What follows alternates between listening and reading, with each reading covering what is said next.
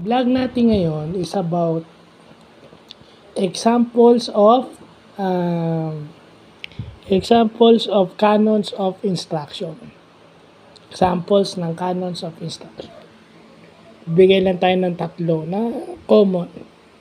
Ito yung plain meaning rule. So, ibig sabihin kung ano yung nakastate sa batas.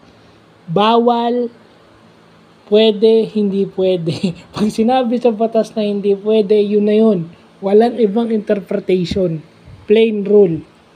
So, pag sinabi prohibits, prevents, ano ba yung word na prohibit? Basta yung prohibits, basta nakalagay na word ng prohibits, ibig sabihin pinagbabawal. O, di ba? Yun na yun. Plain rule meaning. And itong the express of one excludes the other. So kung meron kang list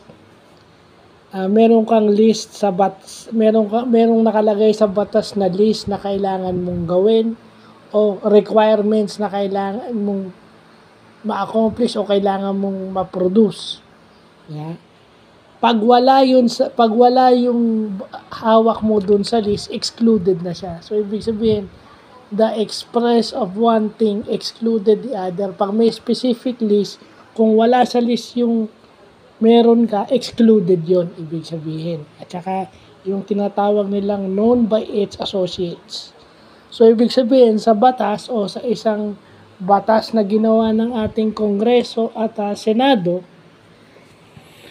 halimbawa, pinagbabawal daw yung pagtatapon ng basura sa ilog, dagat,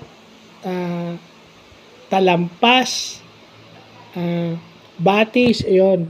So, ibig sabihin, yung mga example na yon, ang connotation is natural bodies of water. So, hindi kasama dun yung swimming pool. Hindi kasama ron yung jacuzzi na man-made o artificial na forms of water o man-made na pwedeng paglagyan ng tubig, di ba? Hindi kasama yung swimming pool doon. So, ibig sabihin, dagat, lawa, talampas,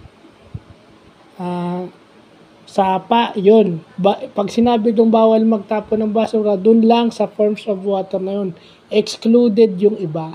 So, kasi may nakalagay na doon na specific example, so, doon lang siya pumapasok, excluded na yung iba. Kaya pala sinasabi sa batas, walang nakalagay sa batas na ganito. Kasi, yun yung sinasabi walang nakalagay sa batas. Kasi, tinadhana ng batas na ganun. Kaya pala may mga batas na kailangan i-amend or ayusin.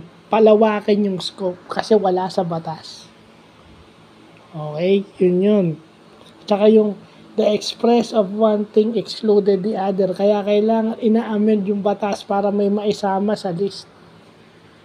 So, yun yung example ng canons of construction sa law. So, yun yung nagbibigay ng legal intent. Ngayon, naintindihan ko na. Yeah. Pag wala sa batas, ibig sabihin hindi siya kasama.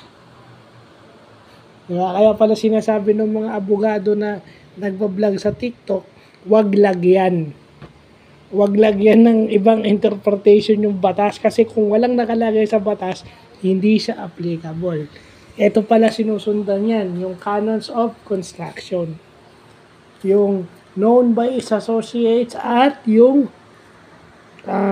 the express of one thing excludes the other. So, yun lang po.